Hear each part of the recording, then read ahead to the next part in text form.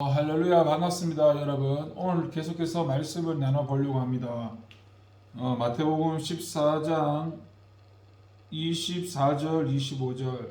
배가 이미 육지에서 술이나 떠나서 바람이 거스름으로 물결로 말미암아 고난을 당하더라. 밤사경에 예수께서 바다 위로 걸어서 제자들에게 오시니, 먼저 이 고난이라는 것이 이 성도에게 하나님의 역사를 체험할 수 있는 기회가 된다는 사실입니다. 24절에 보시면 이 그리스도의 그 제자들이 육지에서 술이나 떠나 있을 때에 그 불어 닥쳤던 폭풍으로 인해서 고난을 당하였다고 오늘 말씀합니다. 그리스도의 제자들이 당한 고난은 어떻게 보면 생사가 걸려있는 심각한 문제였습니다. 그들이 탔던 배는 이미 육지에서 술이나 떨어져 있었으므로 만약 그 폭풍으로 인해서 배가 뒤집히기라도 한다면은 그들은 살아남을 가능성이 거의 없었던 것입니다. 하지만 예수 그리스도 안에 있는 그들에게 있어서 그들 앞에 닥친 그 고난은 결코 나쁘기만 한 것은 아니었습니다. 왜냐하면 그들은 이러한 고난으로 인해서 물 위를 걸어서라도 그들에게 달려오셔서 그들의 위기에서 건져내시는 신실하신 예수 그리스도의 그 사랑과 그 사랑으로 인한 놀라운 역사를 체험할 수 있었기 때문입니다. 여러분, 성도들에게 있어가지고 고난이라는 것이 절대로 나쁘기만 한 것은 아닙니다. 그것은 오히려 하나님의 신실하신 사랑으로 인한 놀라운 역사를 체험할 수 있는 기회가 되기도 합니다. 성경의 요셉을 한번 보시면, 만약 요셉이 형들에게 팔려서 애굽의 노예가 되는 고난을 당하지 않았더라면 과연 그가 애굽의 총리가 되어서 온 땅을 다스리는 하나님의 놀라운 역사를 체험할 수 있었을까요? 또 만약 이스라엘 백성들이 애굽 왕 바로에게 고난을 당하지 않았더라면 과연 그들을 애굽 땅에서 구원하시기 위해서 베푸신 하나님의 놀라운 역사를 체험할 수 있었을까요? 그들은 모두 고난으로 인해서 하나님의 크신 역사를 체험했고, 그 체험을 통해서 하나님을 더욱 깊이 알 수가 있었던 것입니다. 우리는 무조건 고난을 두려워하고 피하려고 하면 안 됩니다. 오히려 그 고난으로 인해서 우리에게 보여주실 하나님의 큰 역사를 기대할 줄 아는 사람들이 되어야 합니다. 고난이 크면 클수록, 위기가 심각하면 심각할수록 하나님의 역사 또한 큰 법입니다. 우리가 이 사실을 명심한다면 우리는 그 어떤 고난 앞에서도 결코 좌절하거나 낙심하지 않고 오히려 더욱 당당하게 그 고난에 맞설 수 있을 것입니다. 그리고 주님께서는 우리 자신보다 우리를 더욱 잘 아시는 분입니다. 25절을 보면 밤 사경에 예수께서 바다 위로 걸어서 제자들에게 오셨다고 하였습니다.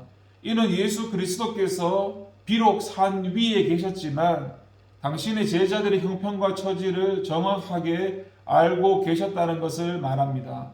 만약 예수 그리스도께서 당신의 제자들의 형편과 처지를 정확하게 알지 못했다며 폭풍이 몰아치는 깊은 밤에 이렇게 당신들의 제자들을 찾아오시지 못하였을 것입니다. 예수 그리스도께서는 당신의 소유된 자들의 형편을 정확하게 아시는 분이십니다. 그분은 우리도 알지 못하는 우리의 머리털 개수까지도 정확히 알고 계시는 그 하나님이십니다. 그래서 우리가 어떠한 위험에 처하든지 또 어떠한 환난을 당하든지 간에 찾아오셔서 구원해 주시는 분이십니다. 따라서 그의 소유된 우리들은 그 어떤 형편에 놓여 있을지라도 전혀 근심하거나 염려할 필요가 없습니다. 우리 자신보다도 우리를 더욱 잘 아시는 주님께서 우리를 모든 환난과 위험에서 건져내실 것입니다. 여러분, 우리는 이에 대한 확신을 가져야 합니다. 주님이 우리의 모든 형편과 처지를 우리보다 더욱 잘 아신다는 이 사실을 의심해서는 안 됩니다. 우리가 이 사실을 확신할 수 있어야만 우리에게 닥쳐오는 모든 위험과 그런 환난 앞에서 담대할 수 있습니다. 우리는 우리의 모든 형편과 처지를 정확하게 아시는 우리 주님께서 우리를 모든 위험과 환난에서 건지실 것을 확신해서 위험과 풍랑이 잦을 줄 모르는 이 세상에서도 항상 담대하게 살아가기를 소망하고 바랍니다. 그리고 주님께서는 고난의 현장을 뚫고 우리에게 찾아오시는 분이십니다. 다시 한번 25절에 보면 예수 그리스도께서 밤 사경에 폭풍이 치고 있는 바다를 걸어서 제자들에게 오셨다고 하였습니다. 예수께서는 누구라도 삼켜 버릴 듯이 무섭게 달려드는 그런 거대한 파도를 뚫고 그 파도로 인해서 고난당하고 있는 당신들의 제자들에게 찾아오신 것입니다. 이처럼 예수 그리스도께서 당신에게 속한 자들을 고난 속에 홀로 버려두지 않으시고 친히 그 고난의 현장으로 달려오신 분이시라는 겁니다. 그곳이 어느 곳이든 심지어 영원한 멸망의 땅일지라 하더라도 예수 그리스도께서는 마다하지 않으시고 그 고난의 현장으로 당신의 사람들을 구원하시기 위하여 달려오시는 분이십니다.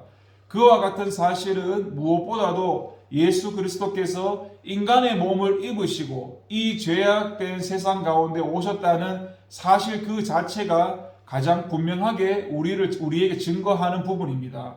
예수 그리스도께서는 이 죄악된 세상에서 고통받다가 멸망하게 될 당신의 사람들을 구원하시기 위해서 하늘의 영광 보좌를 버리실 뿐만 아니라 낮고 천한 인간의 몸을 입으시면서까지 친히 이 고난 가득한 세상으로 오셨던 것입니다. 참으로 우리 주님께서는 당신의 사람들을 구원하시기 위해서 친히 고난의 현장으로 찾아오신 분이십니다. 따라서 그리스도의 사람 된 우리들은 언제 어디서 어떠한 고난을 만날지라도 두려워하거나 낙심할 필요가 없습니다. 우리가 아무리 극심한 고난을 만날지라도 심지어 다니엘의 세 친구처럼 그런 극한 타는 그런 풀무불 가운데 우리가 던져지게 된다 할지라도 주님은 반드시 그곳까지 찾아오셔서 우리를 그 속에서 건져내실 것입니다.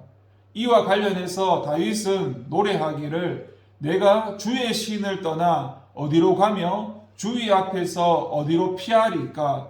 내가 하늘에 올라갈지라도 거기 계시며 음부에 내 자리를 펼지라도 거기 계시나이다. 내가 새벽 날개를 치며 바다 끝에 가서 거할지라도 곧 거기서도 주의 손이 나를 인도하시며 주의 오른손이 나를 붙드시리라고 하였습니다. 여러분, 우리는 그 어떤 고난을 만나게 될지라도 절대로 두려워하거나 낙심하면 안 됩니다.